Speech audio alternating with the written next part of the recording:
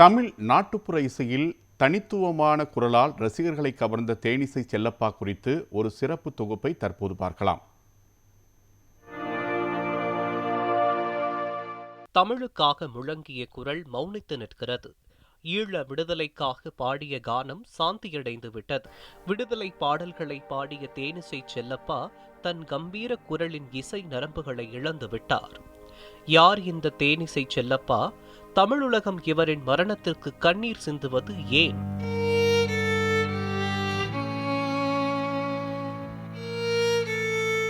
தென்காசி மாவட்டத்தில் உள்ள சிங்கிலிப்பட்டி என்ற சிற்றூரில் பிறந்த தேனிசை செல்லப்பா தமிழ் ஈழ பாடல்கள், புரட்சிகர கீதங்கள் மற்றும் பாரதிதாசன் கவிதைகளை தனது சக்தி வாய்ந்த குரலினால் மக்களை தன்வசப்படுத்தினார்.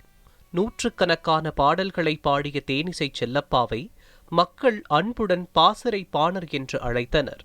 செல்லப்பாவின் குரலும் பாடல் பாடும் பாணியும் கிராமிய நுண்ணுணர்வுகளையும் மண்ணின் வாசனையையும் ததும்பச் செய்வதால் தேனிசை என்ற பட்டத்தை செல்லப்பாவிற்கு அளித்தார் கவிஞர் காசி ஆனந்தன்.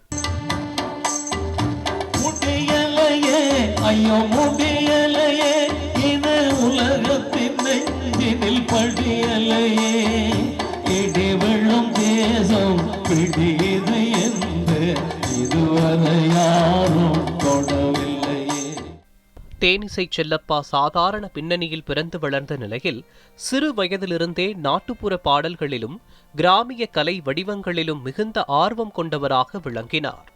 ஊர் திருவிழாக்கள், கலாச்சார நிகழ்ச்சிகள் போன்றவற்றில் பாடி மக்களின் கவனத்தை ஈர்த்தார். பின்னர் தொலைக்காட்சி நிகழ்ச்சிகள் மற்றும் மேடை நிகழ்ச்சிகள் மூலம் அதிகமான ரசிகர்களை பெற்ற இவர் குறிப்பாக நாட்டுப்புற இசையை புதுமையாக பாடியதில் இளம் தலைமுறையினரிடமும் நல்ல வரவேற்பை பெற்றார். மண்ணின் மனத்தை குரலில் கலந்து மக்களின் மனதை தொட்ட அந்த இனிய குரல் இன்று மௌனமாகிவிட்டது என்பது ஏற்றுக்கொள்ள முடியாத ஒன்று.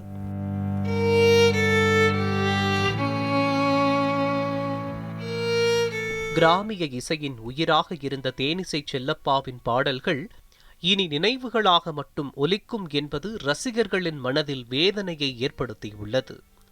நியூஸ் 7 தமிழ் செய்திகளுக்காக ஆதித்யா ராஜகோபால்.